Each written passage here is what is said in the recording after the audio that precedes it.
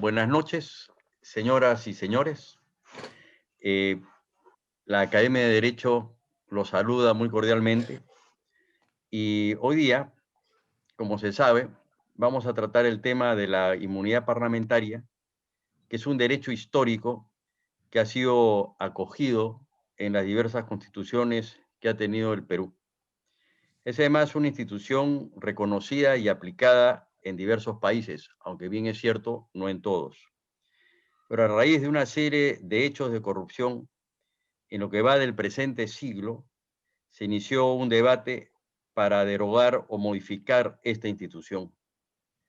Ahora que el actual Congreso ha realizado una modificatoria, nos preguntamos si ella va a contribuir o no, primero, a la lucha contra la corrupción, segundo, con la democracia en el país y tercero, con el derecho a la fiscalización, entre otros temas de interés jurídico y político. Para resolver estas interrogantes y otras, la Academia Peruana de Derecho se complace en presentar a la doctora Milagros Campos y a los doctores Enrique Gersi y Óscar Urbiola. Cada uno tendrá 15 minutos para hacer su exposición y luego, si lo desean, podrán posteriormente hacer uso de 5 minutos adicionales. Bienvenidos, doctores, doctora, y gracias por su colaboración y su participación. Y doctora Campos, tiene usted la palabra. Buenas noches. Quiero empezar por agradecer a la Academia Peruana de Derecho, a su presidente, el doctor Raúl Ferrero Costa, al doctor Javier de Belaunde, a usted, doctor Francisco Miro Quesada, por la invitación a participar de la conferencia sobre inmunidad parlamentaria al lado de un distinguido panel conformado por el doctor Óscar Urbiola y el doctor Enrique Gersi, quienes, además de su destacadísima carrera profesionales, han sido parlamentarios, de manera que el tema no les es ajeno. La inmunidad parlamentaria es parte del llamado Estatuto de los Parlamentarios. Se trata de una prerrogativa y no de un privilegio que se contempla en defensa de la función parlamentaria y que indirectamente garantiza el estatus individual de los miembros del Parlamento. Como lo ha señalado el Tribunal Constitucional, se trata de una garantía procesal penal de carácter político, de la que son titulares los cuerpos legislativos del Estado en favor de sus miembros, de forma tal que estos no pueden ser detenidos ni procesados penalmente sin la aprobación previa del Parlamento. Su objeto es prevenir aquellas detenciones o procesos penales que sobre bases estrictamente políticas pretendan perturbar el debido funcionamiento del Congreso o alterar su conformación. Una vez determinada la ausencia de toda motivación política en la acusación, el Congreso tiene el deber de levantar la inmunidad del imputado. En ese mismo sentido se ha pronunciado la jurisprudencia reiteradamente, en el caso del Tribunal Constitucional Español, señalando que se trata de una prerrogativa institucional y no personal. Carl Lowenstein vincula la inmunidad parlamentaria a la lucha por la independencia funcional del Parlamento en la primera época del constitucionalismo frente a la influencia gubernamental, con la finalidad de eliminar la posibilidad de presión sobre los miembros durante el ejercicio de su mandato. Con ello se buscaba proteger a los representantes frente a una denuncia o detención que pudiera inferirle el gobierno. Modernamente, esta garantía lo que busca es proteger frente a amenazas que pudieran proceder de poderes fácticos o de facciones de los propios grupos políticos. Estamos frente a una institución compleja que, como todo en el derecho parlamentario, está enmarcado en el derecho constitucional, pero tiene diversas aristas. Una de ellas es la política. La regulación de la inmunidad parlamentaria está en la agenda del debate público desde hace muchos años. En el caso peruano, como lo señalaba el doctor Miro Quesada, desde el año 2001 se han presentado más de 80 proyectos de reforma constitucional o de reforma del reglamento del Congreso. En el mundo, desde diversos sectores se ha sostenido que se trata de una institución en crisis. Así, el reconocido politólogo italiano Giovanni Sartori, en un artículo titulado Diputados intocables, ¿por qué?, cuestionaba la vigencia de la institución de raíces monárquicas. Decía que no es fácil justificar la inmunidad.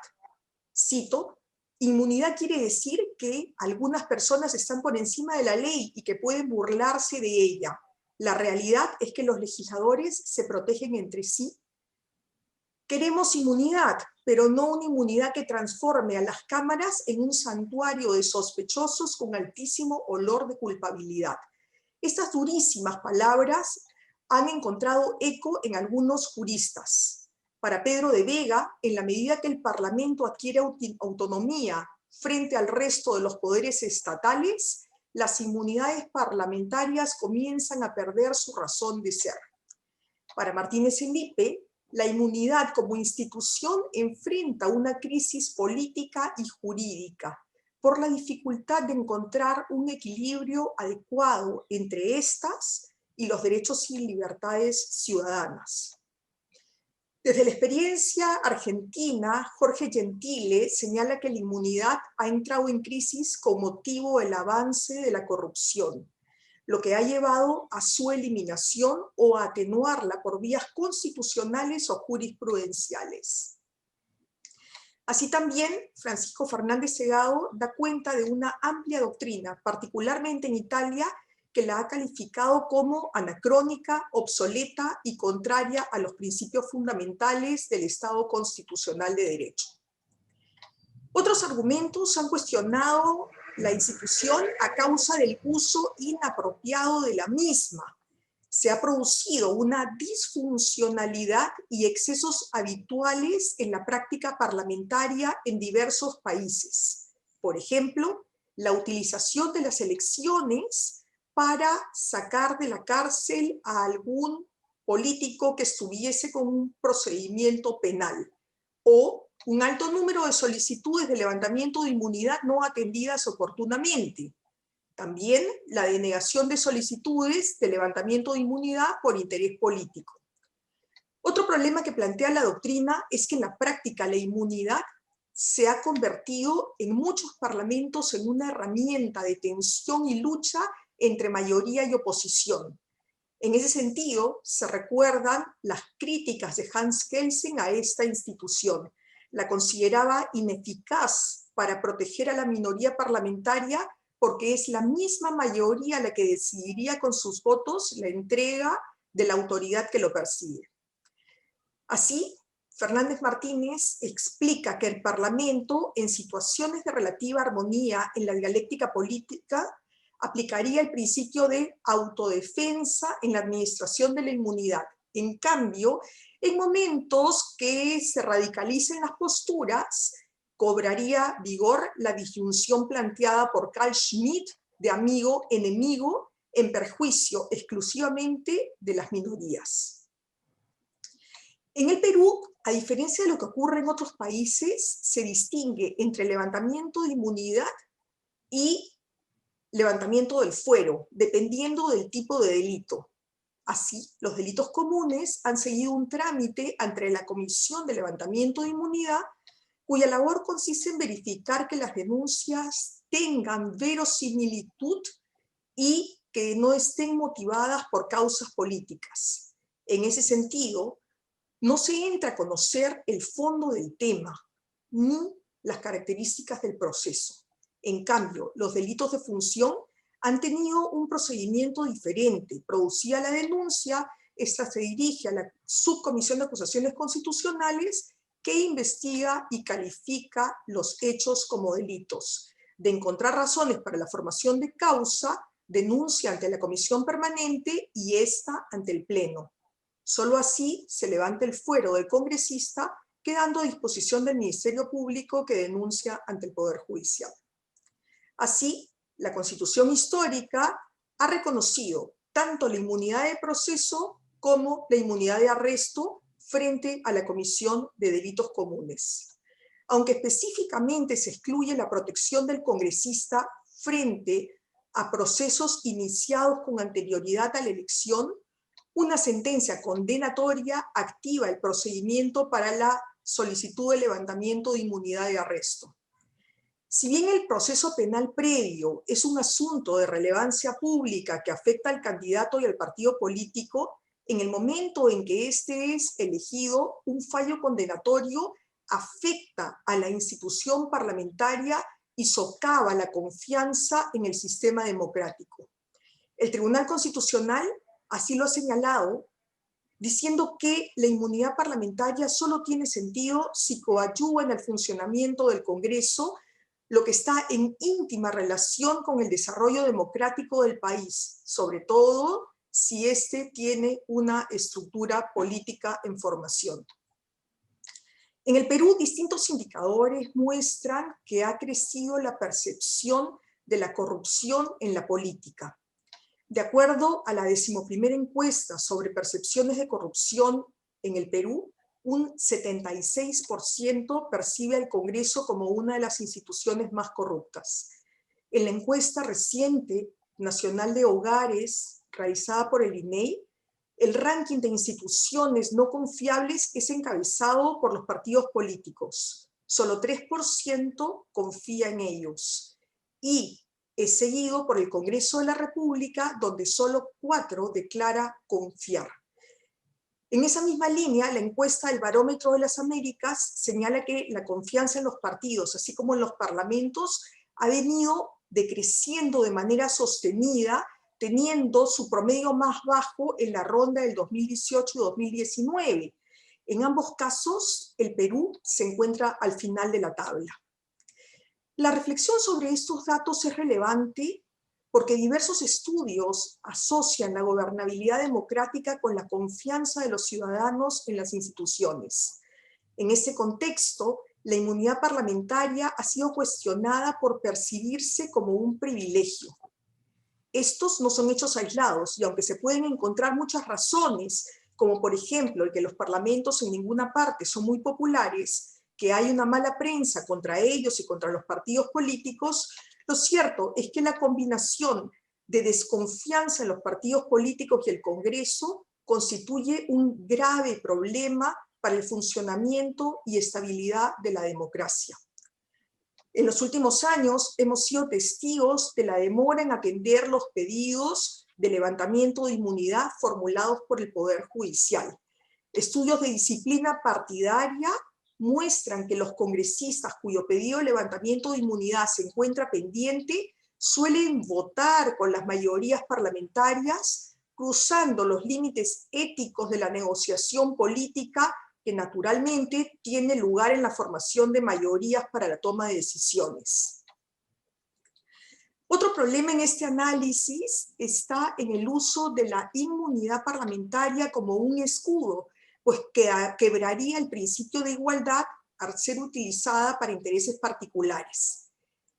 Así, la impunidad injustificada convierte la prerrogativa parlamentaria en un privilegio de un ciudadano y destruye el equilibrio entre el bien jurídico protegido, la independencia funcional del Parlamento, y el bien jurídico sacrificado, la igualdad de los ciudadanos ante la ley. Ya el Tribunal Constitucional refería que no es conveniente prescribir una protección vasta y dilatada para esos funcionarios. Antes bien, esta debe ser coherente con la igualdad que tienen con el resto de peruanos, tal como está reconocida en la Constitución. Fernández Segado nuevamente explica que la inviolabilidad y la inmunidad pueden incidir negativamente en el ámbito del derecho a la tutela judicial efectiva a terceros. A este respecto, el Tribunal Constitucional Español ha señalado que las prerrogativas parlamentarias han de ser interpretadas de manera estricta para no devenir en privilegios que puedan lesionar derechos de terceros. El Doctora, les queda retraso. unos minutos. Les queda unos minutos, por favor. Sí, voy terminando. El retraso en la convocatoria a la sesión de la comisión evaluadora del pedido de levantamiento de inmunidad y la suspensión por falta de quórum constituyen una mala práctica y una dilación justificada que vulnera el derecho de acceso a la justicia, a la tutela judicial efectiva y transgrede el principio del plazo razonable, como señala una investigación del doctor Jorge Campana. Otra mala práctica tiene que ver con la devolución de los expedientes por detalles formales. Solo quisiera agregar 2 puntos centrales.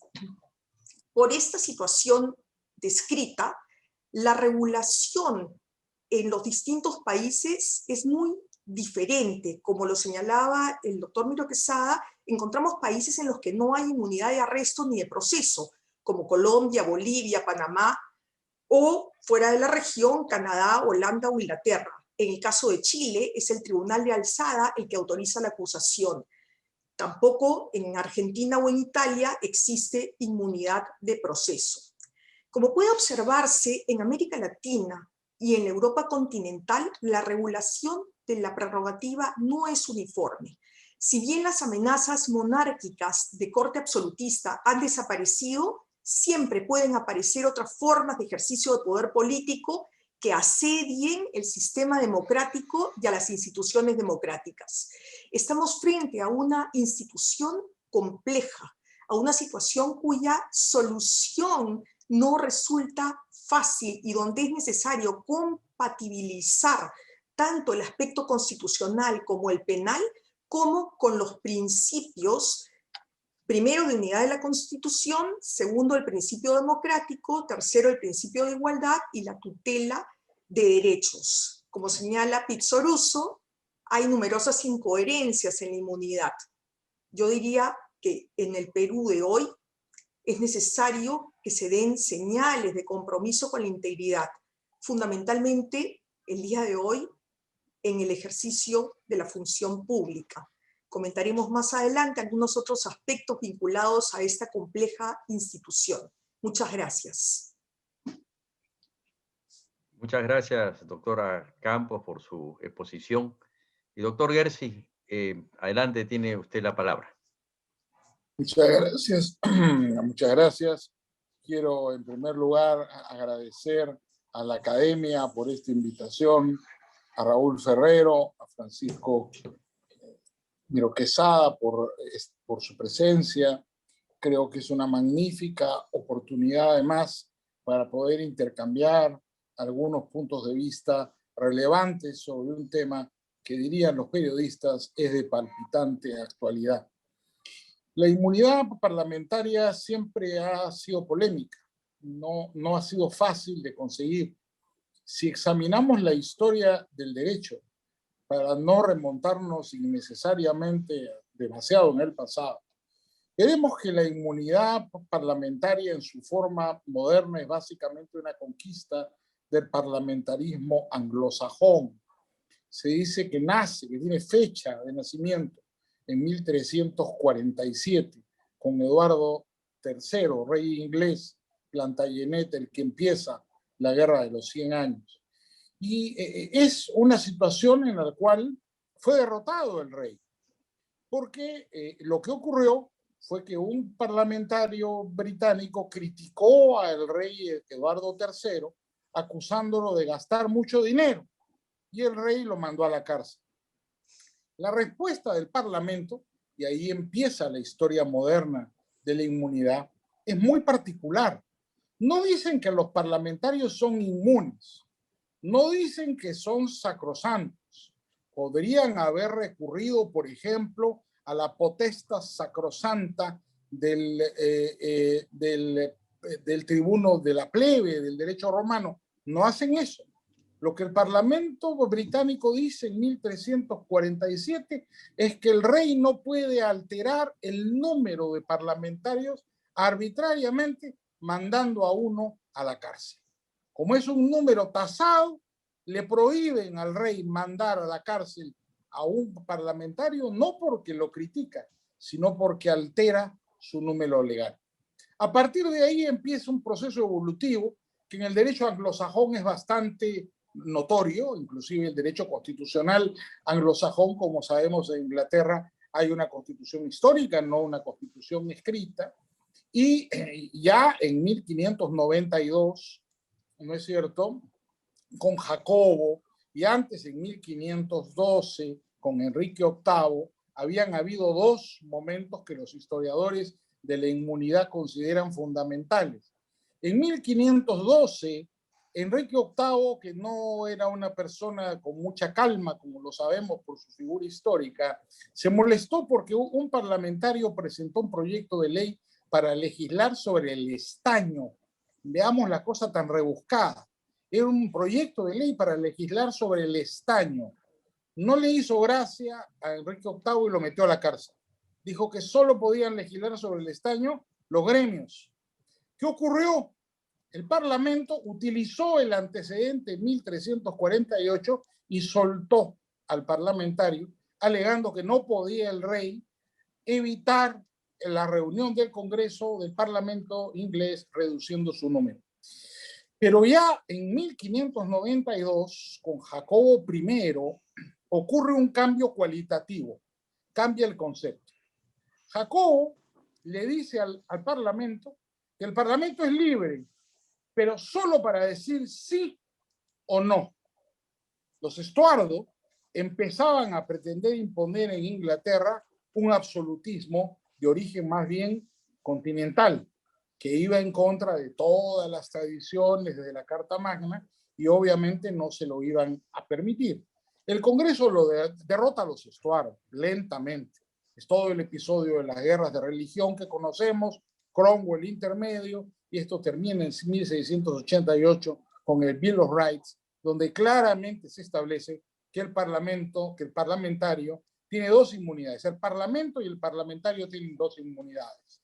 Vistas, si las clasificamos por su objeto, unas son las inmunidades colectivas del parlamento.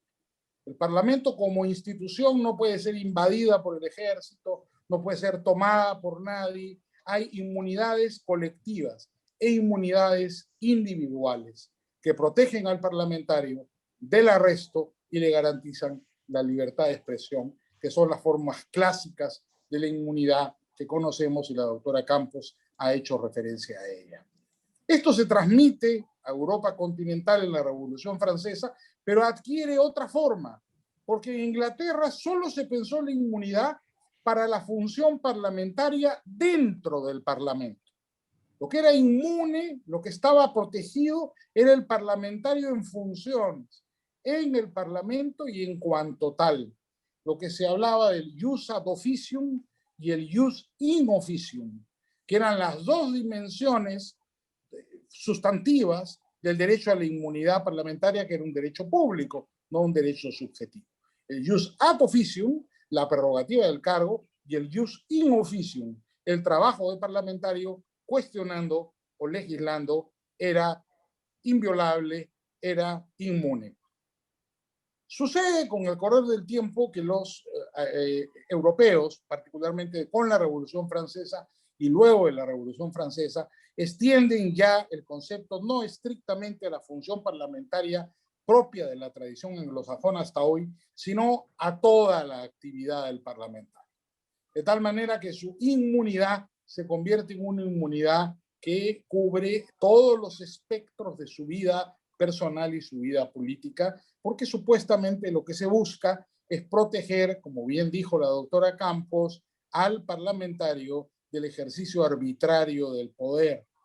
Ahí donde la ley no limita al poder, sino refleja al poder, es indispensable, dicen quienes defienden la institución, dotar al parlamentario de inmunidad, porque de otra forma le será imposible legislar, le será imposible fiscalizar.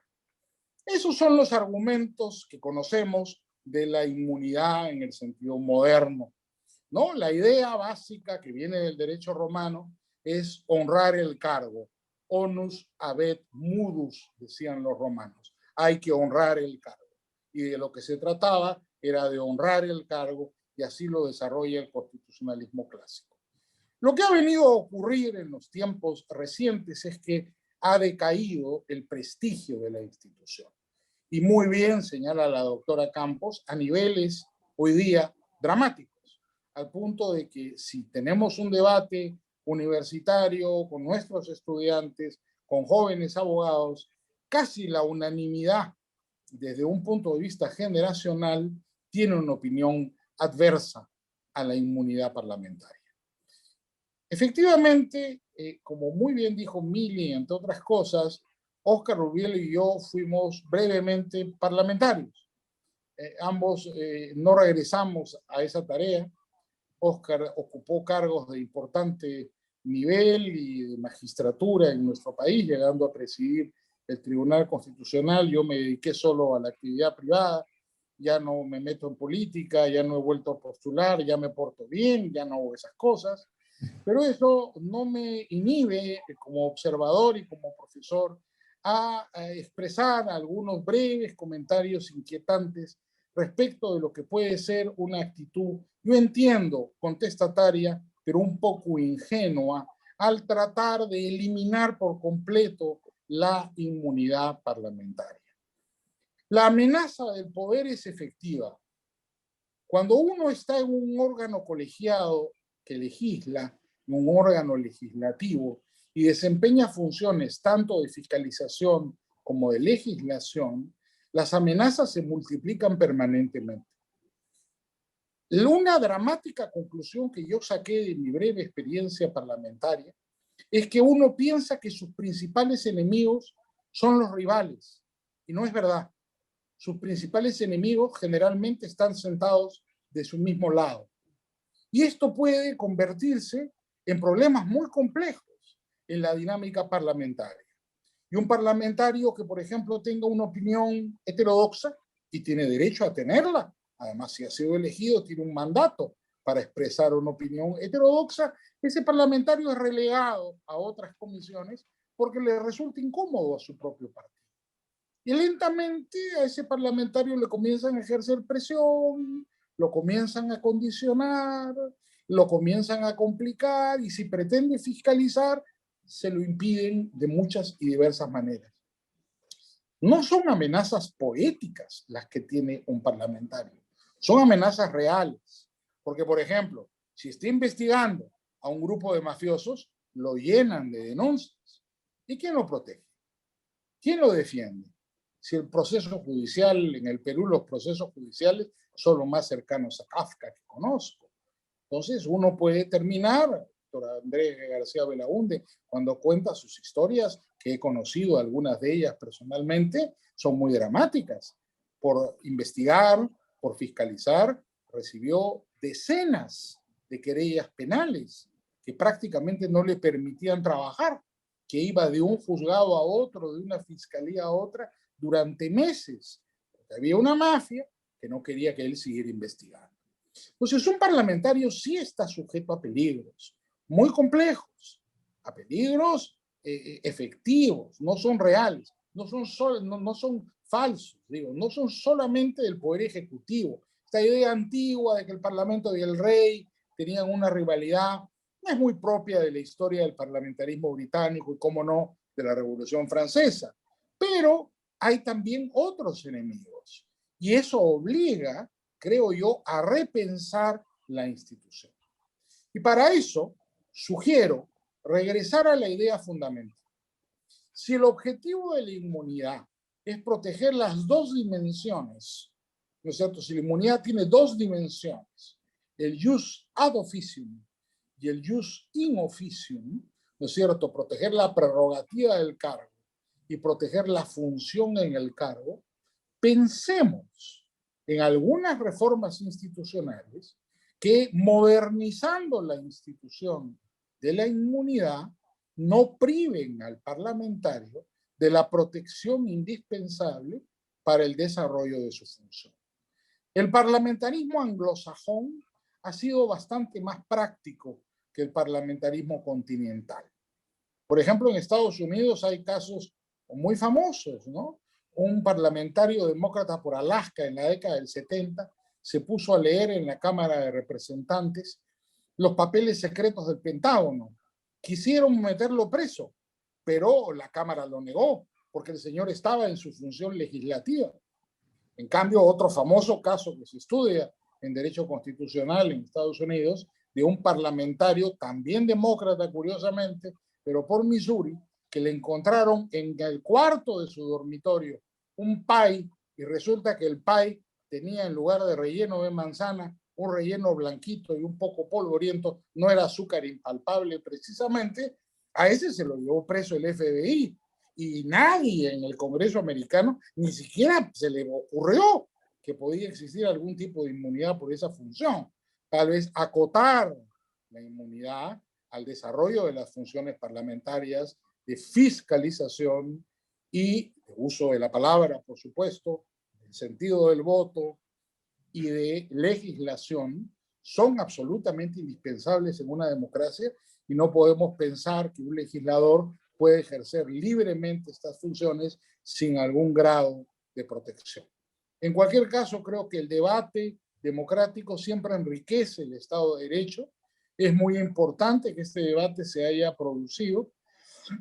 Han aprobado una reforma constitucional que es más o menos, que recoge algunas de estas ideas, pero que ha sido consecuencia de un debate, yo diría, un poquito a trompicones, innecesariamente acelerado. Si se va a hacer una reforma del régimen político de la Constitución, que ha ofrecido una serie de defectos en los últimos, desde el 2016 hasta ahora, y es, creo yo, en parte responsable de la crisis que estamos teniendo, creo que lo aconsejable, lo prudente, es hacer una reforma estructural, una reforma completa, una reforma pensada, y no una reforma que vaya apagando incendios simplemente en función de que la opinión pública está a favor de algo o la opinión pública está a favor de otra cosa.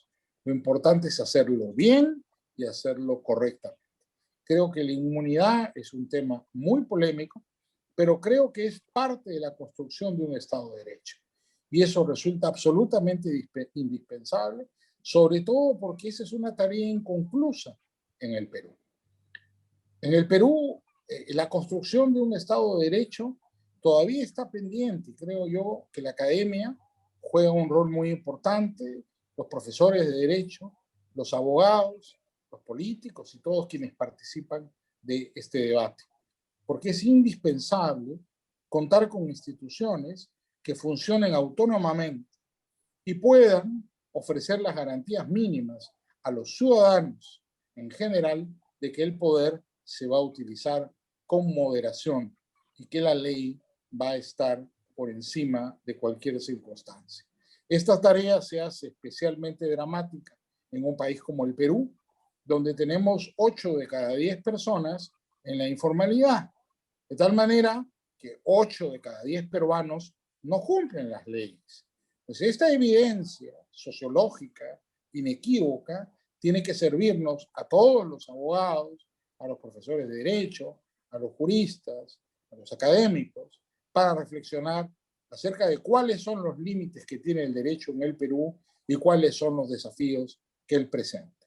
Uno de ellos en el terreno político es precisamente el de la inmunidad, y espero que podamos alcanzar algunos consensos que nos permitan contar con un mejor diseño constitucional, con prudencia y sobre todo, de alguna manera, ¿no es cierto?, adaptando las instituciones a la realidad, que creo yo es la clave de la legislación eficiente.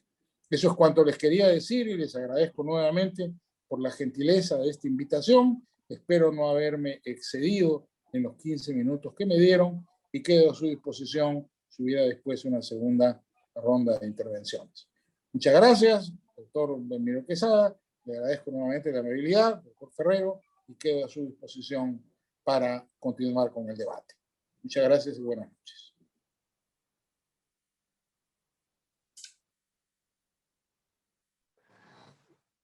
Muy bien, Enrique, te felicito, realmente muy importante y muy clara tu exposición. Creo que esto va a meritar una pequeña ronda final después que hayan expuesto todos ustedes. Así que tiene el uso de la palabra Óscar Urbiola. Paco, Óscar Urbiola tiene el uso de la palabra. Gracias a Raúl. En primer lugar, quiero expresar mi agradecimiento a la Academia Peruana de Derecho, en la persona de su presidente, el doctor Raúl Ferrero Costa, gran amigo, y lo mismo el doctor Francisco Miro Quesada Rada, para intervenir en esta conferencia en la que podemos exponer ideas y debatir un poco sobre una institución tan importante como es la inmunidad parlamentaria. Y después de las exposiciones de la doctora Milagros y de Enrique, que nos han dado importantes referencias sobre esta institución, en el caso de la doctora Milagros Campos, ha destacado, por ejemplo, que este es un tema que aún en la doctrina tiene detractores y tiene defensores, y que en nuestro país ha generado un debate y una polémica que lamentablemente con el tema de la corrupción ha llegado a situaciones de crisis que todos los peruanos hemos observado y que ha generado una corriente de oposición al mantenimiento de esta institución, que es una herramienta del sistema democrático. Enrique nos ha ilustrado también sobre los orígenes de esta institución en Inglaterra, y efectivamente era una institución para proteger el quórum de la Asamblea o del Parlamento, a fin de que no se le deje sin el número de parlamentarios o congresistas que permitan tomar decisiones. En el fondo, ese es uno de los orígenes. Y Enrique ha terminado su intervención destacando la importancia que tiene toda democracia de consolidar el Estado de Derecho. Y yo quiero incidir sobre ese tema porque el Estado de Derecho tiene dos enfoques. Uno, como aspiración política, y es efectivamente, todos aspiramos a vivir en paz, con la plena vigencia del ordenamiento jurídico. Se dicen que las constituciones son utopías y que solamente cobran realidad cuando el Estado, a través del gobierno, hace de que sus principios, sus instituciones tengan plena vigencia. Y este enfoque como aspiración política, podríamos decir, en una visión, digamos, ideológica, también tenemos que considerarla como una pretensión de seguridad jurídica, cuya finalidad es la de legitimar y justificar la existencia del Estado en términos jurídicos. El neoconstitucionalismo alude a una nueva visión del Estado de Derecho que parte del constitucionalismo, cuya característica principal es la primacía de la Constitución sobre las demás normas jurídicas, ¿no? Y que vienen a hacer la distinción entre reglas como normas legalistas y principios como normas constitucionales. De tal manera que es muy importante que pongamos énfasis en el tema del Estado de Derecho. Y para este efecto tenemos que contestar a la pregunta de ¿qué impone el Estado constitucional, democrático y social de derecho? Impone primero la existencia de un ordenamiento jurídico, que conocemos es la Constitución, que la tenemos. Impone también el ordenamiento, ¿no?, que debe estar impregnado de valores, principios humanistas, por supuesto, en favor de los derechos y las libertades fundamentales.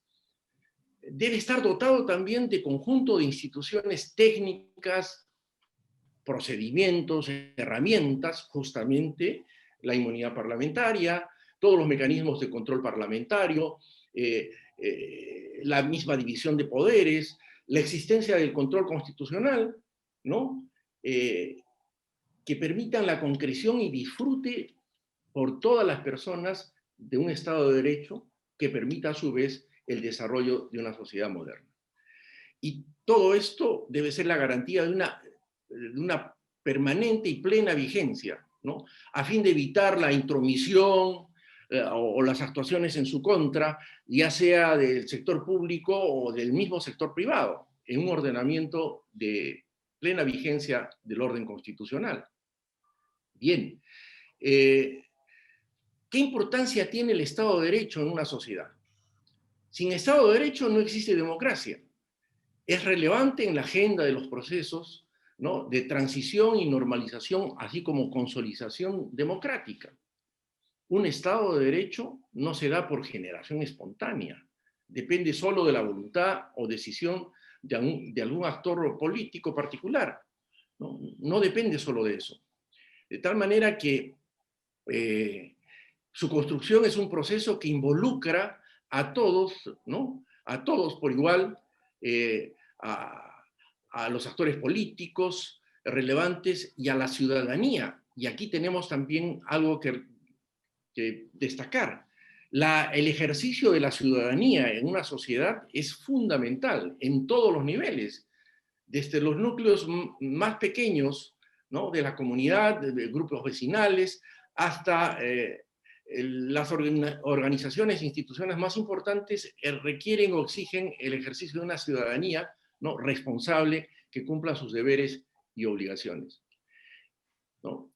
No se agota en la edificación de un sistema jurídico constitucional, que lo tenemos, sino que estos funcionen a cabalidad dentro del ordenamiento jurídico y constitucional fundamentalmente.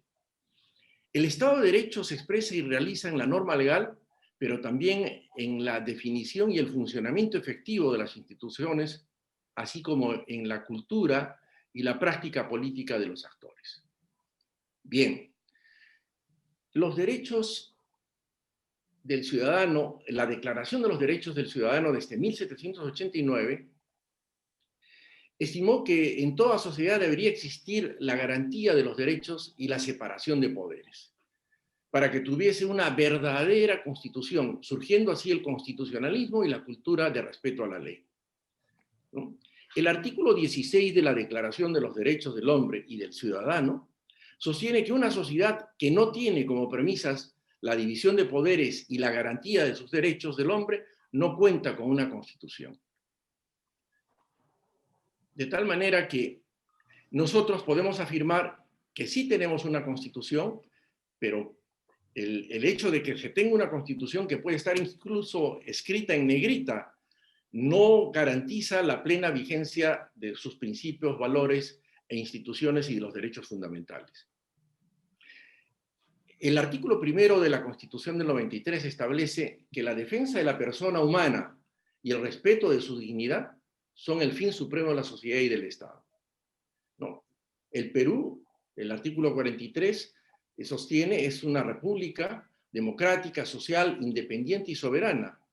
Su gobierno es unitario, representativo y descentralizado, y quiero destacar esta última parte, y se organiza según el principio de la separación de poderes. Ahí precisamente quería llegar. El poder legislativo, ¿no?, reside en el Congreso de la República, el que consta, en este caso, de una Cámara única. Los congresistas representan a la nación, no están sujetos a mandato imperativo ni a interpelación. No son responsables ante autoridad ni órgano jurisdiccional alguno por las opiniones y votos que emiten en el ejercicio de sus funciones, que se conoce como la inviolabilidad de voto, ¿no?, y de opinión. Ahora es importante distinguir lo que son las prerrogativas colectivas y la autonomía del Congreso. La autonomía del Congreso exige que el fuero congresal tenga prerrogativas colectivas y también prerrogativas personales, con el objeto de que el Congreso cuente recursos necesarios para desempeñar efectivamente su tarea política en ejercicio del mandato de representación que ha recibido de la colectividad, conocidas como prerrogativas que pueden ser, como digo, colectivas o personales.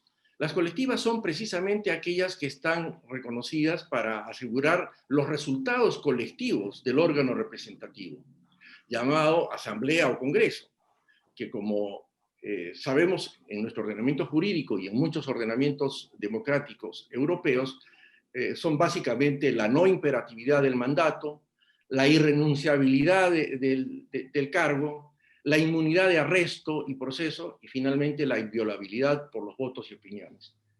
Las prerrogativas personales son aquellas que están orientadas a facilitar los medios para el desempeño de la función congresal, en su calidad de representante, como por ejemplo la facilitación de una oficina, personal y recursos materiales.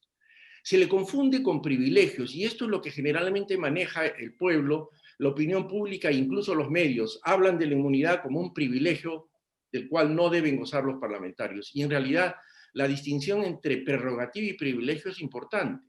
El privilegio es un estatuto que se otorga a quien por su naturaleza no puede gozar de ventaja, la misma que se le otorga de modo extraordinario. En cambio, la prerrogativa no es una concesión extraordinaria de ventajas. Es la facultad, la prerrogativa viene a ser la facultad de que está preunido un órgano y no un individuo. Es un atributo inherente al órgano cuyos integrantes no gozan privada e individualmente de dicha facultad y que solo se le es reconocida al cuerpo legislativo o al fuero del que forma parte. Las prerrogativas parlamentarias tienen su fundamento o explicación política en la afirmación de que el Congreso, como consecuencia de la división de poderes y su autonomía, no es un apéndice del Ejecutivo ni forma parte de la administración pública. Por otro lado, tenemos que tener en cuenta lo que ha dicho el Tribunal Constitucional respecto a la autonomía, a la inmunidad parlamentaria. En la sentencia 013-2009, proceso de inconstitucionalidad, el Tribunal Constitucional ha dicho que en su origen histórico las prerrogativas instituidas a los congresistas, que puede ser la inviolabilidad, la inmunidad, el antejuicio, tuvieron como fundamento la necesidad de consolidar el principio de soberanía en manos del Parlamento, de modo que la nación y con ello sus representantes, o mejor dicho, la representación, no sucumbieran ante los embates del monarca, como nos ha ilustrado Enrique en los orígenes de esta institución en Inglaterra. No obstante, hoy el Parlamento, y con él todo el poder, está subordinado al principio de interdicción de la arbitrariedad y a la judiciabilidad de todos los actos de él emanados. De manera que las prerrogativas parlamentarias solo se conciben conjugándolas con la integridad del marco constitucional, es decir, con la democracia. Por otro lado, el mismo tribunal, en otra sentencia, en el expediente 026-2006, proceso de inconstitucionalidad, ha dicho: si la finalidad de la inmunidad parlamentaria está destinada fundamentalmente a la constitución y el funcionamiento del Congreso, entonces la inmunidad no puede considerarse como un derecho o una prerrogativa individual de los congresistas, sino como una garantía institucional del Parlamento que protege la función congresal, ¿no?, y al propio Poder Legislativo, es decir, se trata de una prerrogativa institucional. Y así hay otras, como la 06-2003, que también establece que los congresistas gozan también de la inmunidad parlamentaria, prevista en el último párrafo del artículo 93 de la Constitución, y cuyo procedimiento de levantamiento se encuentra regulado en el artículo 16 del Reglamento del Congreso. Se trata de una garantía procesal penal de carácter político, de la que son titulares los cuerpos legislativos de un Estado a favor de sus miembros, de forma tal que estos no puedan ser detenidos ni procesados penalmente sin la aprobación previa del Parlamento. Su objeto, aquí recalco, es prevenir aquellas detenciones o procesos penales que, sobre la base estrictamente políticas, pretendan perturbar el debido funcionamiento del Congreso o alteren su conformación. Una vez determinada la ausencia de toda motivación política en la acusación, el Congreso tiene el deber de levantar la inmunidad al imputado. La inmunidad parlamentaria no es mala per se. Persigue un objetivo superior y anterior al interés personal de quien ejerce la función. Y eso es importante tener en cuenta. Lamentablemente, el mal uso de esta útil herramienta de la democracia no solo la ha desprestigiado y la presenta ante la mayoría de la población como un odioso privilegio de los congresistas que debe desaparecer. El mal uso y abuso de esta institución es en realidad un evidente síntoma de graves deficiencias o enfermedades crónicas en el cuerpo democrático de nuestro país, que si no se curan a tiempo, seguirán debilitando como hasta ahora nuestra débil democracia.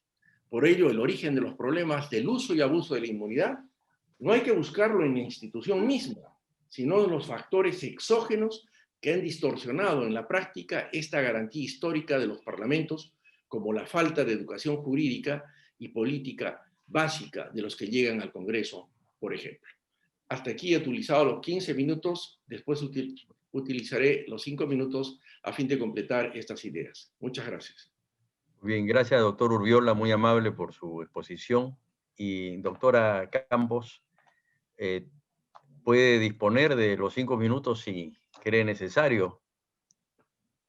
Bueno, agradezco mucho la oportunidad de complementar algunas de las ideas que han expuesto mis colegas y creo que nos deja la idea muy clara que estamos frente a una institución, como señalamos, conflictiva, complicada, complicada en sus orígenes, porque tampoco hay como un acuerdo de si se vincula esto a Inglaterra o a Francia. El doctor Gersi nos hacía un recuento histórico muy interesante y además visto en la práctica cómo es que en democracias como en Estados Unidos se relativiza este concepto. Creo que es muy importante subrayar la idea de la defensa del Parlamento y del ejercicio del control político de los parlamentarios. No hay democracia sin control político. Esta es una idea recurrente de las democracias liberales y que es necesario proteger. Pedro de Vega, voy a volverlo a citar, señalaba que los problemas de los parlamentos deben de buscarse siempre fuera de estos. Y creo que esto es uno de los puntos centrales que tenemos que tener en cuenta respecto de la crisis de representación y de la crisis de los partidos políticos. También de la ausencia de carrera política. Y es que creo que también del otro lado en esa tensión tenemos esos incentivos perversos que pueden darse cuando se confunde la inmunidad parlamentaria con la impunidad y donde lejos de escalar en la carrera política, que es lo natural y lo deseable en las democracias representativas, se den incentivos para que quienes quieren obstruir a la justicia o dejar esta hostilidad postulen al Parlamento. En esta tensión creo que es muy saludable revisar las decisiones que se han tomado y ver si lo que se ha aprobado es exactamente lo que el Perú necesita para la lucha contra la corrupción, para garantizar la función del Parlamento y para con ello fortalecer la democracia, que son un poco la pauta que nos puso usted. Quiero destacar, para terminar, dos cosas muy puntuales. Lo primero es que creo que es muy importante que no se haya tocado la prerrogativa de la inviolabilidad. Me parece que este es un punto central para el ejercicio de la función parlamentaria. Y lo segundo, destacar que en la reforma se ha planteado el crear un fuero especial. Ese fuero especial estará en la Corte Suprema, con lo cual nos hemos acercado al modelo chileno. Es difícil encontrar el justo medio cuando hay razones que fundamentan una posición muy a favor o muy en contra de la inmunidad parlamentaria. Creo que en el ejercicio de mirar la tensión entre Ejecutivo y Legislativo se ve la inmunidad parlamentaria como una forma de garantizar la independencia del Parlamento y las funciones a las que nos hemos referido. Pero creo que también es muy importante mirar la legitimidad del Parlamento y de la democracia para con ello evitar justamente posiciones dictatoriales que pudieran amenazar el sistema democrático y el ejercicio de los parlamentos. Gracias, doctora Campos. Enrique Gersi, ¿algo que agregar? Sí, muchísimas gracias. En primer lugar, creo que el debate ha sido sumamente interesante y muy enriquecedor. Agradezco nuevamente a todos los que han compartido conmigo la mesa esta tarde, así como nuevamente a la academia y y a los organizadores. Un par de ideas. En primer lugar, este asunto de la reforma, tal como se ha aprobado efectivamente, como bien ha señalado la doctora Campos hace unos minutos, lleva el problema a la Corte Suprema. Esta solución, en mi concepto, no es una solución, sino un nuevo problema. Por las razones siguientes. En primer lugar, es ingenuo pensar que la Corte Suprema no está politizada. La Corte Suprema está igualmente politizada y además tiene sus propios ritmos y su propio funcionamiento. Quienes litigamos y conocemos el funcionamiento del Poder Judicial y de la Corte Suprema, sabemos que además en la Corte Suprema hay posiciones filosóficas, ideológicas, políticas de distinto tipo, y ha sido así siempre, desde la iniciación de la República, ¿no es cierto? De tal manera que resulta bastante difícil pensar quien puede ser juez y parte, porque un procesado en materia penal, por ejemplo, un parlamentario puede acabar en la propia Corte Suprema, que es la que le ha levantado la inmunidad, pueda neutralmente ser la institución llamada a serlo. Yo fui muy crítico en que fuera la Corte Suprema. Cuando la Comisión de Constitución convocó a un grupo de profesores para dar su opinión al respecto, yo sugerí que no fuera la Corte Suprema por esta razón, porque era juez y parte, en algún momento ellos iban a juzgar a la persona y por lo tanto no debían levantarle la inmunidad, estaban anticipando opinión. Y en segundo lugar, ¿no es cierto?, la Corte Suprema es igual de politizada, un poco más elegantemente, un poco más complejamente que los demás poderes del Estado. De manera que no es una entidad neutral. Yo sugerí que fuera el magistrado menos antiguo del Tribunal Constitucional. Porque el Tribunal Constitucional no juzga personas, no va a condenar a nadie, ni va a absolver a nadie. Y el magistrado menos antiguo, una sola persona, si que fuera un fallo, imaginemos la Corte Suprema, la sala plena de la Corte Suprema, la sala penal de la Corte Suprema, la sala plena de la Corte Suprema son, por lo menos el día de hoy, 15 vocales titulares y pueden ser muchos más, según sea el trabajo que haga la Junta Nacional de Justicia. Eso es una decisión corporativa sumamente compleja, mucho mejor, mucho más expeditivo. Si lo que se trataba era de levantar la inmunidad rápidamente, encontraba yo que el magistrado menos antiguo del Tribunal Constitucional, con una absoluta neutralidad, aunque nadie es totalmente inmune a sus ideas políticas, pudiera resolver sobre todo rápidamente y con menos conflicto de interés que cualquier otro magistrado que fuera a juzgar directamente a una persona. No fue acogida mi sugerencia, se recogió la idea de la Corte Suprema y creo que es un error. En segundo lugar, y esto puede sonar un poco a futurología, pero el desarrollo de la tecnología nos puede ayudar enormemente a fortalecer las instituciones democráticas. Ya ha habido una experiencia muy interesante 2 veces de un primer ministro en Estonia. Estonia es un país muy pequeño, un país báltico, que tiene hoy día un ingreso muy alto, pero que no lo tuvo en su momento, cuando era una república ocupada por los soviéticos, era más bien un país muy, muy pobre. Pero Matt Lars, que encabezó al Partido Liberal, encabezó 2 gobiernos, hoy día es el jefe de la oposición, con singular éxito. Y él era un joven ingeniero informático que propuso como su gran reforma institucional, no una reforma abstracta, metafísica, de principios jurídicos, sino una reforma práctica.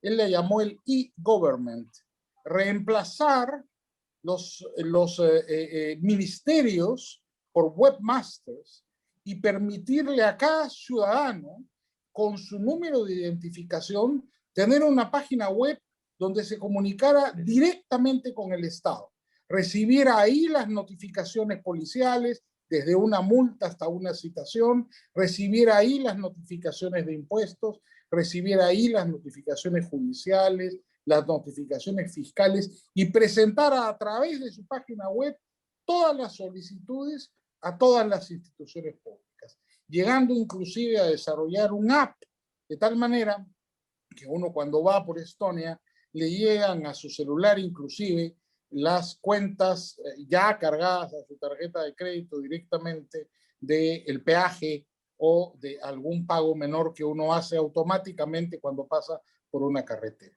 Suena a ciencia ficción, pero no lo es contemporáneo. Estamos viviendo en un mundo donde se utiliza intensivamente la tecnología. Y una consecuencia, la estamos viendo nosotros mismos, de la pandemia, es que esa utilización intensiva de la tecnología se ha democratizado. Inclusive en quienes no somos tan jóvenes, los muchachos estaban bastante habituados a utilizar intensivamente la tecnología, ahora somos también nosotros quienes la estamos utilizando cada día más. Por ejemplo, este Zoom, hace 2 años probablemente pre-pandemia, a la Academia Peruana de Derecho no se le hubiera ocurrido hacer una conferencia en Zoom, hubiera sido una típica y hermosa conferencia en algún lindo auditorio, tal vez en el Colegio de Abogados, donde todos hubiéramos estado después degustando alguna copa de vino, ¿no es cierto? Bueno, eso se acabó, por lo menos se acabó por mucho tiempo, pero la tecnología nos permite abrir horizontes. Y creo que en materia de reforma del poder legislativo, la participación directa de los ciudadanos a través de modos como esto, lo que ha hecho Estonia con el e-government, no es un sueño, es una realidad perfectamente factible, de tal manera de que recupere legitimidad. Creo que el objetivo de nosotros como abogados, como estudiosos del derecho, como profesores, como académicos, es ayudar a que el poder legislativo recupere legitimidad delante del ciudadano, que el ciudadano vea que sirve para algo, que tiene representante, que tiene una persona que se preocupa, que lo ayuda, a la que tiene acceso, no que es una figura geométrica casi indefinida que la ve por televisión y a lo lejos, y que vota de vez en cuando si vota, y más bien vota por una lista más que por una persona, y no tiene una conciencia de quién lo representa. Yo creo que cuando se recupere la crisis de legitimidad del Parlamento, la discusión de la inmunidad es completamente distinta. Es una discusión que tiene sentido. Hoy día es una revancha. El elector está molesto, está disgustado con los políticos. ¿Cómo los castiga? Les quita la inmunidad. Porque piensa el elector, ingenuamente, como hemos dicho, que eso es lo que quiere el parlamentario. En realidad, la función legislativa y de fiscalización requieren un grado de inmunidad. Pero si el Congreso carece de la legitimidad necesaria para hacerlo posible, obviamente a los ciudadanos eso no les va a interesar. Yo creo que tenemos que recurrir a fórmulas imaginativas con utilización intensiva de la tecnología para, por ejemplo, permitir hacer consultas, por supuesto no vinculantes. A través de un app no vamos a hacer un referéndum, pero podemos hacer consultas no vinculantes. El poder legislativo puede conectarse directamente con los ciudadanos y obviamente eso va a hacer que el poder legislativo levante su legitimidad social y la inmunidad tenga algún sentido para el ciudadano, porque va a ver que su parlamentario lo representa, lo protege, se preocupa por él, un poco como pasa en los parlamentos de otros países, donde el representante escribe directamente cuando se entera de que algún miembro de su distrito que él representa ha sido abusado o no ha recibido justicia o ha sido maltratado por alguna autoridad. Ese nivel de representación me parece que es fundamental, porque todo en la vida social es una contraprestación. La sociedad no siente que el Parlamento hace nada. Entonces, ¿por qué le va a dar inmunidad? Los jóvenes te lo dicen con claridad. ¿Por qué? ¿Por qué quieren ser inmunes si no hacen nada para la gente? Tenemos que recuperar para el Parlamento, como hombres de derecho, nuestra obligación en un Estado democrático es recuperar para el Parlamento esa legitimidad que permita legislar prudente y razonablemente la inmunidad parlamentaria de una forma contemporánea con los deseos y sobre todo las necesidades del electorado contemporáneo. Con eso nuevamente reitero mi agradecimiento a Raúl, a Francisco, a la academia, a mis estimados amigos, la doctora Campos y el doctor Urriola, y a todos ustedes por su presencia. Muchas gracias. Gracias, doctor Gersi. Y pierda cuidado que, tomando en consideración su mensaje de e-government, podríamos inventar a futuro un e-cóctel para que podamos, después de estas reuniones, brindar, ¿no?, todos los que estamos presentes, aunque sea a la distancia. Bueno, doctor Urriola, tiene la palabra y muchas gracias. Bien, gracias, doctor Miro Quesada. Bueno, yo quería recalcar que la solución de todo este problema que se ha generado en torno a la inmunidad parlamentaria no solamente pasa por hacer reformas como la que se ha hecho con la ley de reforma constitucional que se ha publicado el 6 de este mes, que es la ley 31.118, y que haré también un comentario al respecto, sino que en mi concepto este es un problema más complejo que requiere, por ejemplo, una reforma en el sistema de partidos políticos. Hoy día tenemos prácticamente clubes electorales donde personas con capacidad económica quieren llegar al Congreso y utilizan estas herramientas, lamentablemente las mal utilizan para proteger, ya hemos visto últimamente, a personas que han cometido delitos y desprestigian a la institución como lo han hecho últimamente. Pasa también por la reforma del sistema electoral a fin de evitar, por ejemplo, el voto preferencial. Pasa también por la necesidad de establecer reformas en el tema de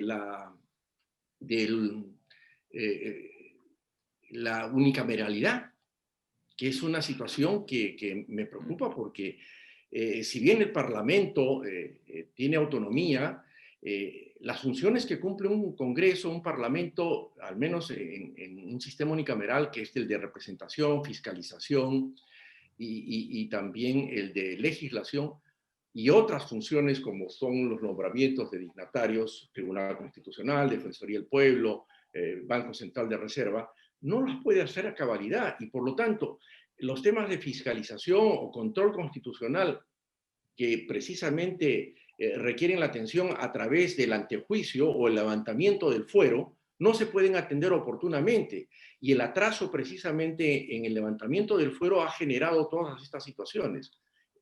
Pasa entonces por la revisión del sistema unicameral a fin de regresar al sistema bicameral.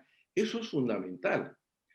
Y regresando al tema de la ley que ha aprobado en reforma constitucional este Congreso, en realidad se mantiene el antejuicio para los delitos de función, ¿no? Para parlamentarios, para el presidente de la República, los magistrados del Tribunal Constitucional y otros dignatarios que están sujetos al antejuicio político por los delitos comunes cometidos, los delitos de función, perdón, y las violaciones constitucionales.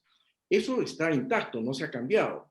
Lo que se ha eliminado es la inmunidad de arresto y de fuero.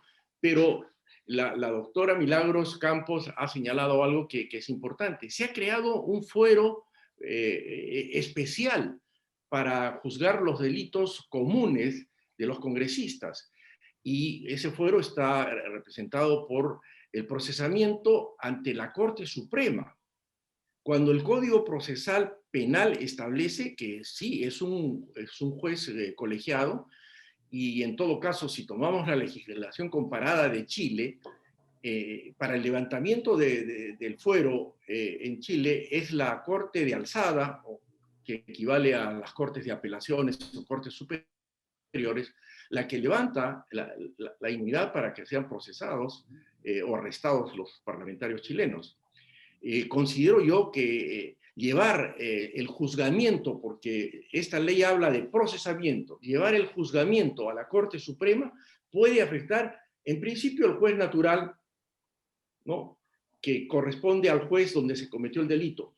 ¿Qué pasa si un congresista comete un delito en Iquitos? Lo van a traer a juzgar a la Corte Suprema. Me parece a mí que afecta no solamente los procedimientos, sino la necesidad de la inmediación para conocer la prueba, los testigos, el escenario del crimen, en fin, una serie de aspectos de carácter procesal y de técnica procesal penal que no se han contemplado, cuando debería ser el juez ordinario de primera instancia, como si, de hecho, también está establecido en esta reforma constitucional que para los delitos comunes cometidos antes de irán al juez ordinario penal. Yo no sé por qué los delitos comunes cometidos dentro del periodo tengan que ir a la Corte Suprema para su procesamiento. De tal manera que ese es un aspecto que no está muy claro y que desnaturaliza el procedimiento penal. Eso es lo que quisiera acotar respecto a tal como se ha establecido esta reforma, que debe ser revisada porque creo que no ha abarcado todos los aspectos que son necesarios para, en todo caso, mejorar su aplicación y hacer de que la labor parlamentaria y la autonomía del Congreso en resguardo del foro parlamentario puedan permitir el ejercicio de una función congresal efectiva en función a los intereses nacionales. Aprovecho nuevamente la oportunidad para agradecer a la Academia Peruana de Derecho Constitucional por esta invitación y felicitarlos por esta iniciativa que permite en todo caso debatir e intercambiar ideas sobre problemas tan importantes para la vida democrática del país. Gracias, doctor Urbiola. Doctora Campos, muchas gracias. Doctor Gersi. Y le agradecemos por adoctrinar en el buen sentido de la palabra, que es enseñar y de una manera amplia, abriéndonos una serie de espacios en donde se ha combinado aspectos de orden histórico, aspectos de orden político y evidentemente de temas jurídicos constitucionales. Doctor Ferrero, si puede decir unas palabras de clausura, Sí. le agradeceríamos. Sí, bueno, simplemente para agradecerles muy sinceramente a Milagros Campos, a Enrique Gersi y a Óscar Urbiola por esta extraordinaria presentación que han tenido la noche de hoy, que va a ser sumamente importante e ilustrativa para quienes están interesados en este tema que es de trascendental importancia en el derecho. Todos queremos un parlamento que sea respetado. Todos queremos un parlamento que se haga respetar. Y todos queremos un parlamento que, como poder del Estado, ejerza libremente. Todos sabemos que el parlamento hoy no brinda las características que estamos todos esperando, ni que el pueblo siente que debería tener el parlamento. Por lo tanto, creo que foros como este son sumamente importantes e ilustrativos.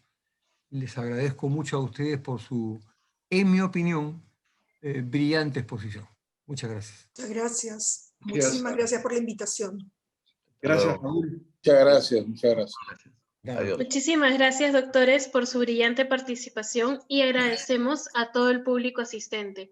Aprovechamos la oportunidad para anunciarles que nuestras próximas conferencias serán el jueves 25 de febrero a las 7 de la noche y versarán sobre la bicameralidad. Esperamos contar con su asistencia y los invitamos a seguirnos en nuestro Facebook oficial como Academia Peruana de Derecho _página oficial. Gracias y muy buenas noches para todos. Buenas noches.